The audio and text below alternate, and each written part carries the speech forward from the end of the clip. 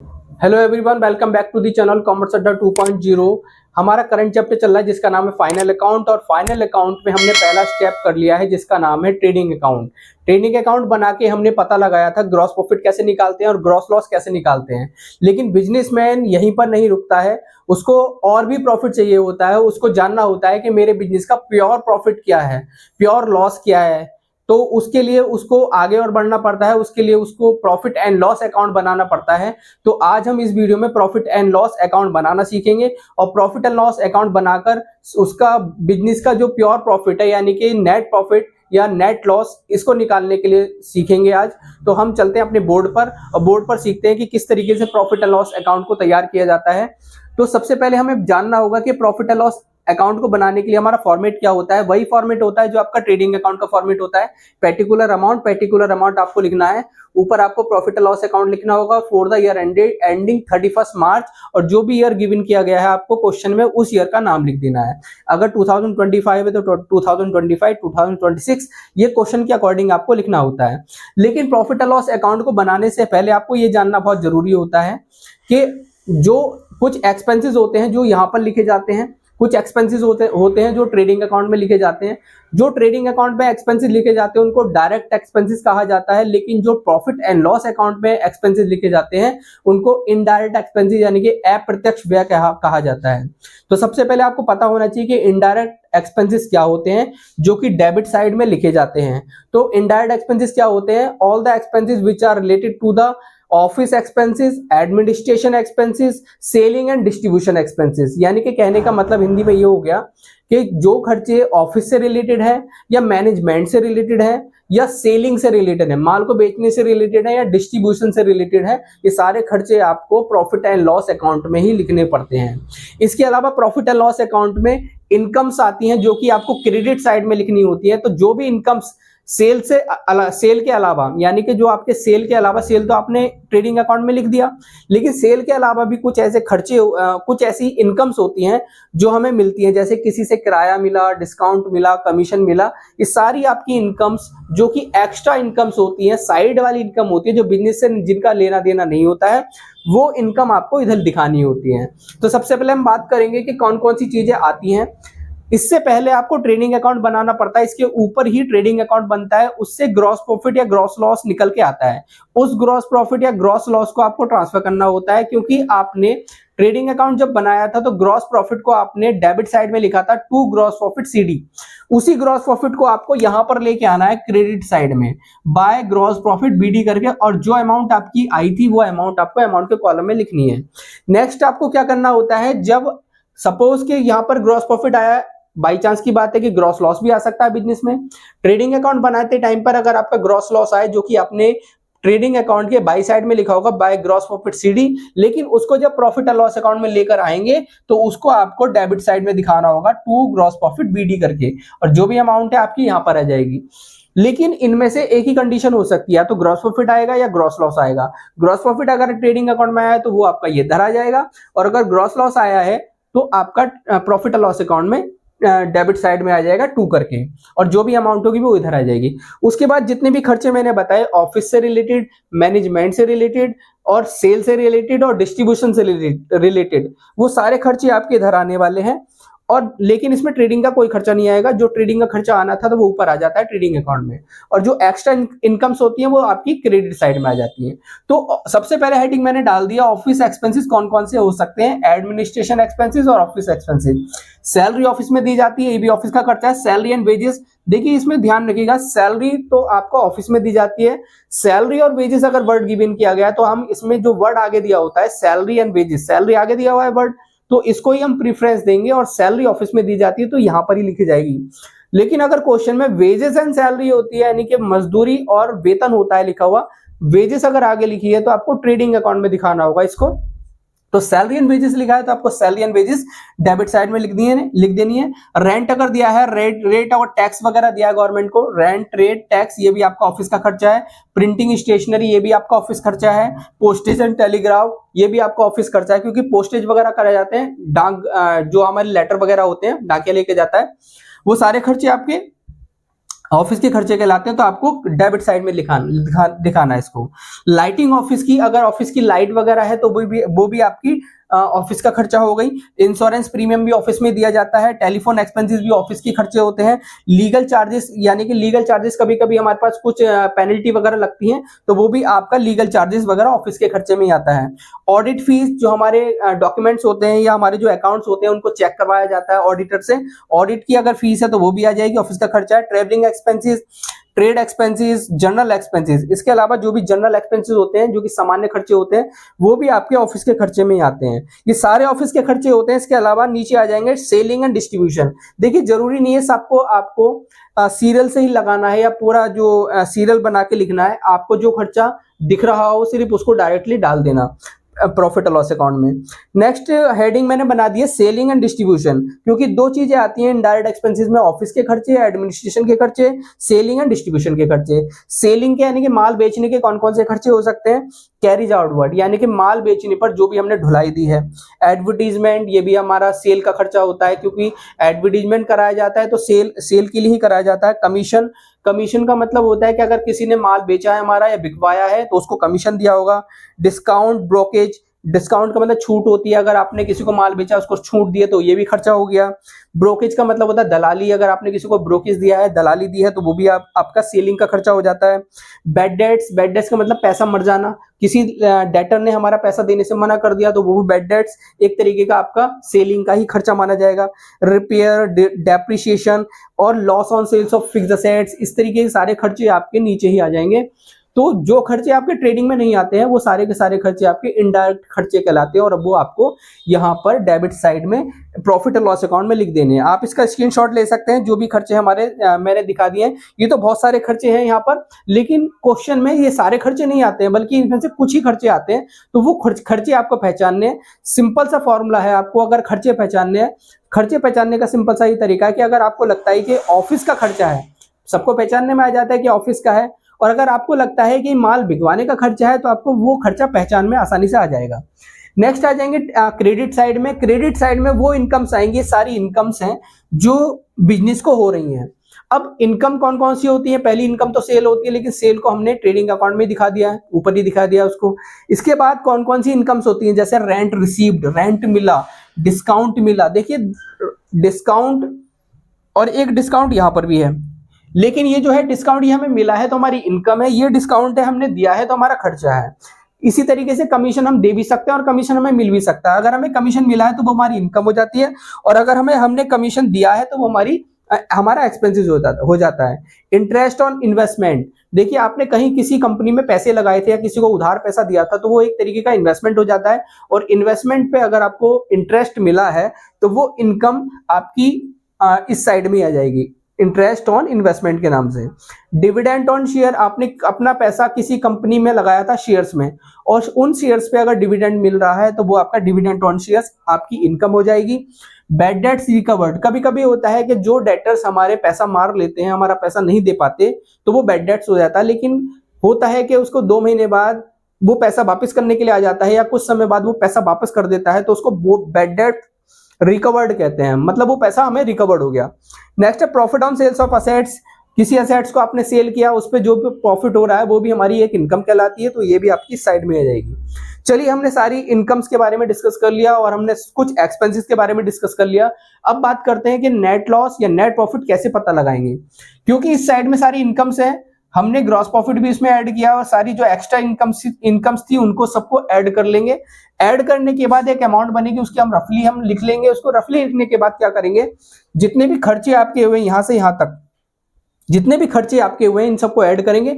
अगर आपकी credit side यानी कि इनकम की साइड ज्यादा होती है और आपके एक्सपेंसेस की साइड कम होती है, तो आप इनकम की साइड में से एक्सपेंसेस की साइड को माइनस कर देंगे, तो हमारा नेट प्रॉफिट आ जाएगा। और जब नेट प्रॉफिट आएगा तो उसको डेबिट साइड में दिखाएंगे, क्योंकि हमारी डेबिट साइड कम है, तो डेबिट साइड में किस नाम से दिखाएंगे, to net profit transfer to capital account.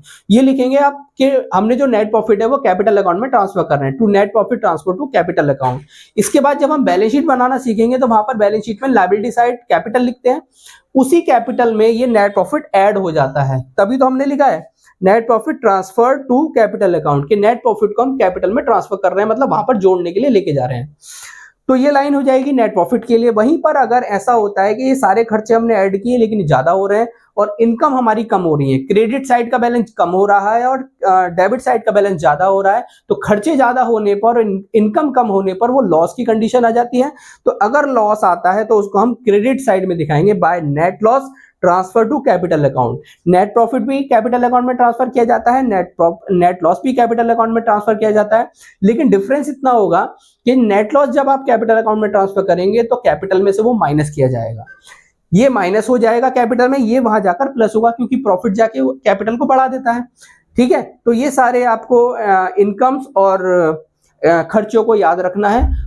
याद क्या रखना है आपको, वैसे भी याद हो जाएगा क्योंकि हमको पहचानने में आना चाहिए कि ऑफिस का खर्चा कौन सा है और एडमिनिस्ट्रेशन का खर्चा कौन सा है, एडवर्टीजमेंट का खर्चा, सेलिंग का खर्चा कौन सा है। तो ये सारे खर्चे आसानी से हम पहचानने में आ जाते हैं जब हम एक दो क्वेश्चन करते हैं। तो चलिए एक प्रैक्टिकल क्वेश्चन लेके चलते हैं और प्रैक्टिकल क्वेश्चन से हम बहुत अच्छे से सीख जाएंगे कि कौन सा खर्चा ऑफिस का कहलाएगा, कौन सा हमारा सेलिंग का खर्चा कहलाएगा, कौन सी मेरी इनकम है, ये बहुत अच्छे से पहचानने में आ जाएगा। चलिए चलते हैं अपने बोर्ड पर और देखते हैं क्वेश्चन।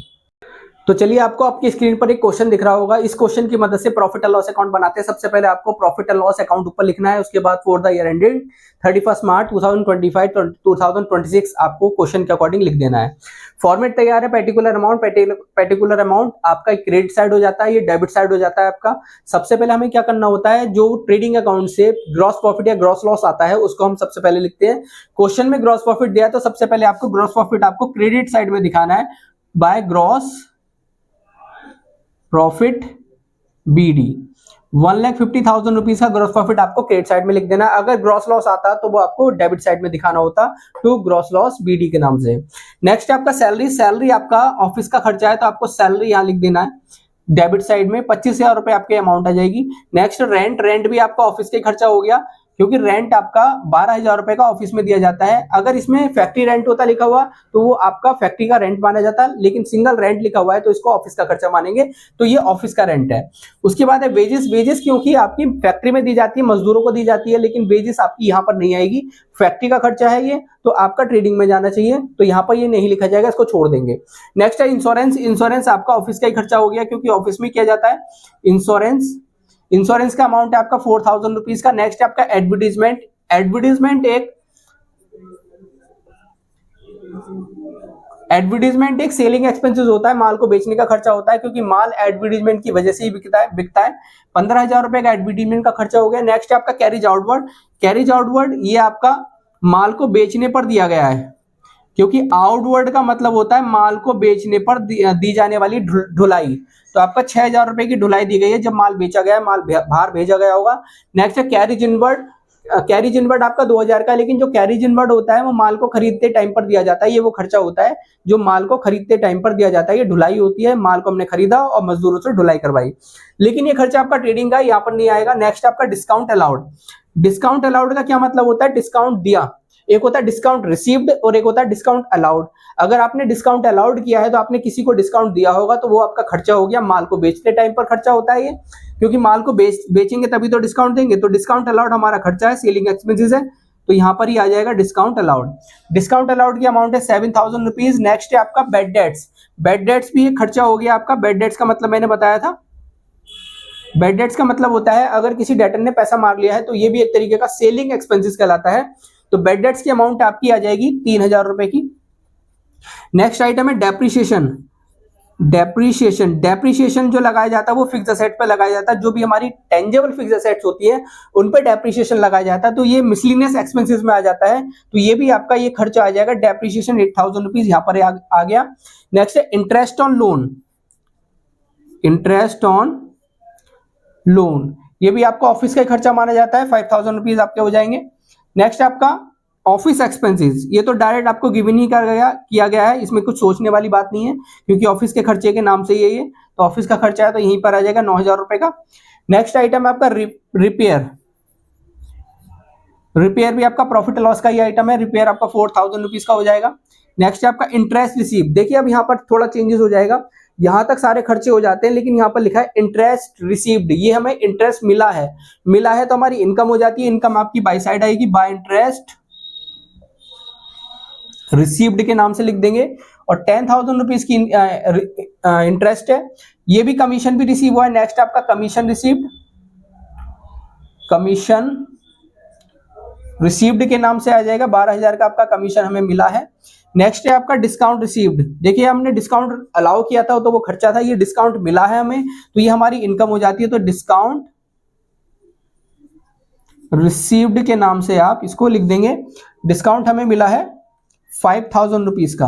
नेक्स्ट आइटम है आपका डिविडेंड रिसीव्ड, डिविडेंड अगर हमें मिला है तो ये भी हमारी इनकम हो गई। डिविडेंड रिसीव का मतलब क्या होता है, अगर आपने किसी कंपनी में अपने शेयर लगाए हैं या किसी के शेयर खरीदे हैं तो उस पर जो भी लाभ मिलता है उसको डिविडेंड कहा जाता है। तो डिविडेंड अगर रिसीव हुआ है तो ये भी आपकी इनकम हो जाती है।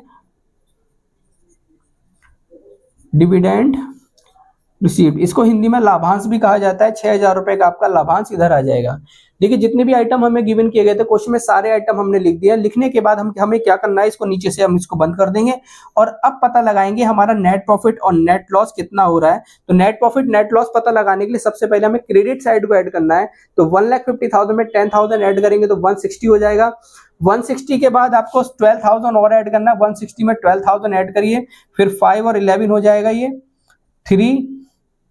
1,83,000 रुपीज आपका क्रेडिट साइड का बैलेंस आ रहा है। 1,83,000 रुपीज। उस तरीके से आपको ये साइड भी ऐड करनी है, तो ये साइड को हम साइड में ऐड कर लेते हैं। 25,000 12,000 इसको ऐड करेंगे, 12,7,0,0,3 ये हो जाएगा। 4 और 15 19 19 और 6 हो गए 25, 25 और 7 हो गए आपके 32, 32 और 3 हो गए आपके 35, 35 और 8 हो गए आपके 43, 43 और 43 में 5 जोड़ेंगे तो आपका 48 हो जाएगा। 48 में आपके 9,000 जोड़ेंगे, 48 में आपके 9,000 जोड़ेंगे तो आपका हो जाएगा 57,000। 57,000 में 4,000 और जोड़ेंगे तो आपका 61,000 हो जाएगा। तो 61,000 इसमें ऐड कर लेंगे, 98,000 की हमारे डेबिट साइड का टोटल हो जाता है। जो हमारे सारे खर्चे हैं वो 98,000 के हो जाते हैं। सारे खर्चे मैंने ऐड कर लिए, ऐड करने के बाद 98,000 डेबिट साइड का टोटल आ रहा है और क्रेडिट साइड का टोटल आ रहा है 1,83,000। तो हमारा जो एक्सपेंसेस की साइड है वो कम हो रही है, यानी कि खर्चे हमारे कम है और इनकम हमारी ज्यादा होती है, तो हमारा ही नेट प्रॉफिट निकल के आ रहा है। तो कितना नेट प्रॉफिट निकल के आ रहा है आपको, 1,83,000 में से 98,000 रुपीज को माइनस करना है। माइनस करने के बाद जो भी अमाउंट बचेगी वो आपका नेट प्रॉफिट होगा। तो माइनस करके देखते हैं कितना बचेगा। तो ये आपका बचा 5, यहाँ पर हो गया 7, 7, 9, 8, 85,000 रुपीज का हमारा नेट प्रॉफिट बच रहा है। ये नेट प्रॉफिट आपको डेबिट साइड में लिखना है, to net profit transferred to capital account. ये लंबी सी लाइन आपको लिखनी पड़ेगी और 85,000 रुपीज आप अमाउंट के कॉलम में दिखा देंगे। दोनों साइड बराबर हो जाएंगी, इधर भी 1,83,000 आ जाएगा और इधर भी 1,83,000 रुपीज आ जाता है। तो इस तरीके से बहुत इजी तरीके से आपको प्रॉफिट एंड लॉस अकाउंट बनाना आ जाएगा। अगर आपको सिर्फ आइटम जो आपको ट्रायल बैलेंस में आइटम दिए, सिर्फ आपको छांट के लिखना है कि कौन सा हमारा ट्रेडिंग अकाउंट में जाएगा और कौन सा हमारा प्रॉफिट एंड लॉस अकाउंट में जाएगा। अगर आपने गलती कर दी कि ट्रेडिंग का प्रॉफिट में लिख दिया और प्रॉफिट एंड लॉस अकाउंट का ट्रेडिंग अकाउंट में लिख दिया तो वहां पर आपका आंसर मैच नहीं करेगा। तो हमें आना चाहिए कि कौन सा खर्चा कहां पर जाने वाला है। आई होप आज की वीडियो आपको पसंद आई होगी। अगर आपको आज की वीडियो पसंद आई हो तो चैनल को जरूर सब्सक्राइब कर लीजिएगा और बेल आइकन को दबा लीजिएगा और उसके साथ साथ अपने दोस्तों को ये वीडियो जरूर शेयर करिएगा।